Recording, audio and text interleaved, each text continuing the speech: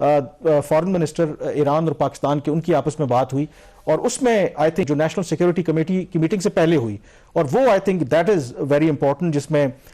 दोनों मुल्कों ने अगेन उसमें एम्फेसाइज किया कि जी हमारे बड़े ब्रदरली रिलेशंस हैं, और दोनों फॉरेन मिनिस्टर ने इस ख्वाहिश का इजहार किया कि in the interest of mutual trust और कोऑपरेशन जो है ना वो आगे हमने बढ़ानी है, और साथ ही दोनों ने इस बात पर जोर दिया कि वो एक दूसरे की जो टेरिटोरियल इंटेग्रिटी है, सॉवरेंटी है, उसकी रिस्पेक्ट करते हैं। And the most significant part is कि both the foreign minister agreed to de-escalate the situation and the return of ambassadors of the two countries to their respective capitals was also discussed. जो मेरी मालूमात हैं फैसला already हो चुका है, जो फॉर्मल अनाउंसमेंट है वो जल्द हो जाएगी। तो और उसके साथ फिर पाकिस्तान ने ईरान के फॉरेन मिनिस्टर को दौरे की दावत भी दी है, तो ये भी एक्सपेक्टेड है कि वो भी शायद ये कॉन्टेक्ट तेज होंगे ताकि ये चीजें वो हल हो सके। तो ये सारा एक बैकग्राउंड था जिसकी वजह से जो चीजें जो है वो बिल्कुल वो कूल डाउन हुई है। हाथ से इसमें अगर ओवरऑल कामरान अगर खित्ते की भी सिचुएशन देख ली जाए ना, तो ईरान का जो हमला था वो थोड़ा सा सरप्राइजिंग इसलिए भी था पाकिस्तान के लिए, एक तो हॉस्टिलिटीज नहीं थी दोनों साइड्स पे, और फिर जो ईरान की ओवरऑल सूरत हाल है, जो गजा की वॉर है, इसकी वहां पे जो इन्वॉल्वमेंट है ईरान की, फिर इराक के अंदर उन्होंने सिर्फ पाकिस्तान में तो हमला नहीं किया, सीरिया में भी किया, इराक के अंदर भी किया, और जिस तरीके से वो कॉन्फ्लिक्ट को ईरान फैला रहा था वो शायद एक एक्सेप्टेबल नहीं था। अगर यहां से ईरान एस्केलेट करता है, जिसके अब चांसेस नहीं है, जिस तरह की पॉजिटिविटी दोनों साइड से आ रही है, तो मेरा ख्याल 2-3 ऐसी चीजें हैं जो शायद ईरान को, अगर बाकी फैक्टर्स ना भी होते तो उसको रोकते। पाकिस्तान की जो उसकी मिलिट्री की जो पावर है is far far better than Iranian,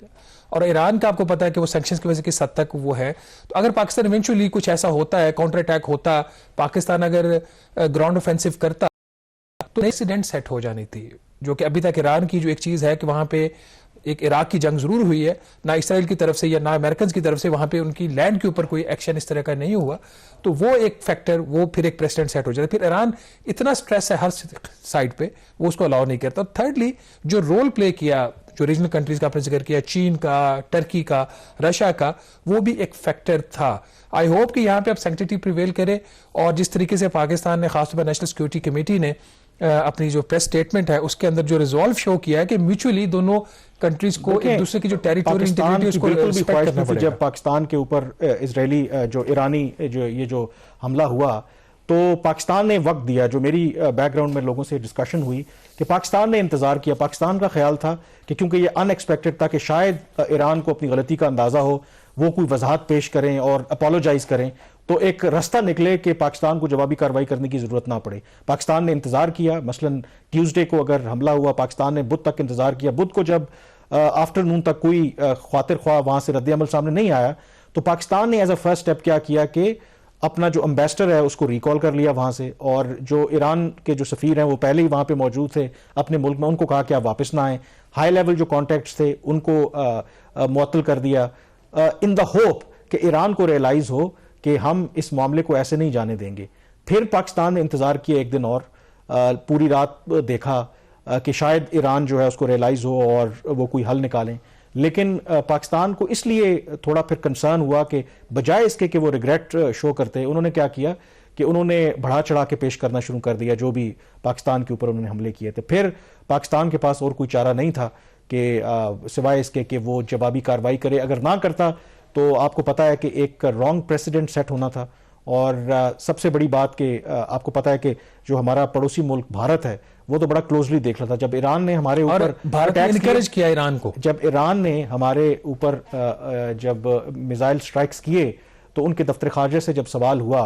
तो उन्होंने तो बड़ा डिप्लोमेटिकली पहले कहा कि ये ईरान और पाकिस्तान का अंदरूनी मामला है। साथ ही उनके तर्जुमान ने यह कहा कि भारत की जो दहशतगर्दी के हवाले से पॉलिसी एक जीरो टॉलरेंस है, और भारत समझता है कि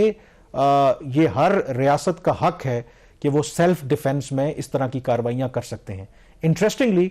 जब पाकिस्तान ने जवाबी कार्रवाई की और जब उनसे सवाल हुआ दफ्तर खारजा के तर्जुमान से भारत के कि अब आप क्या कहते हैं, तो उस पर उन्होंने कहा नो कमेंट्स। हालांकि लेकिन इसमें कामरान पाकिस्तान ने एक और चीज भी गेन की है। पहले ये एक सिर्फ परसेप्शन ये था कि सिर्फ पाकिस्तान की साइड से वहां पे जो दहशतगर्दी के वाकयात होते हैं,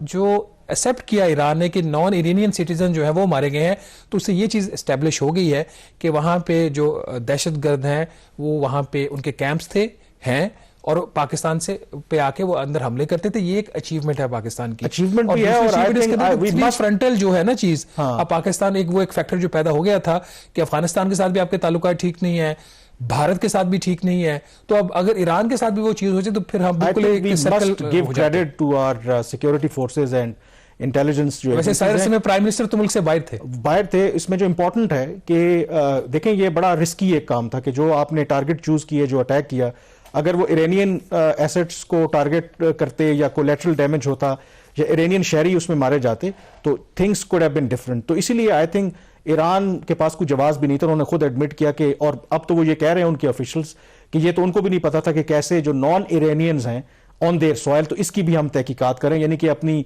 वो फेस सेविंग के लिए। तो I think before we conclude this segment, इसमें जो इंपॉर्टेंट पॉइंट है कि आई थिंक जो भी मोटिव था ईरान का पाकिस्तान के ऊपर हमले करने का, उसका बेशक वो डोमेस्टिक जो उन पर दबाव था उसको कम करना था या ये बताना था कि वो मल्टीपल फ्रंट्स पर चीज़ों को डील कर सकते हैं। आई थिंक कि ईरान के अंदर भी इस वक्त सोल सर्चिंग हो रही होगी कि ईरान ने आखिर इससे क्या अचीव किया है। पाकिस्तान के ऊपर आपने स्ट्राइक किया, वो भी एक ऐसे मौके के ऊपर जब मुस्लिम दुनिया के अंदर एक इत्तेहाद की ज़रूरत है, जब इजराइल फ़लस्तीन के अंदर जहारियत कर रहा है और आपने पाकिस्तान के साथ एक फ्रंट खोला। दूसरा आई थिंक ईरान की, आई एम श्योर कि अभी भी है, इस हमले से पहले एक बहुत ज़्यादा गुडविल हमेशा से रही है, और ख़ास करके मिडल ईस्ट वाला ये जो नया तनाज़ा शुरू हुआ तो पाकिस्तान के अंदर मेजॉरिटी अवाम ईरान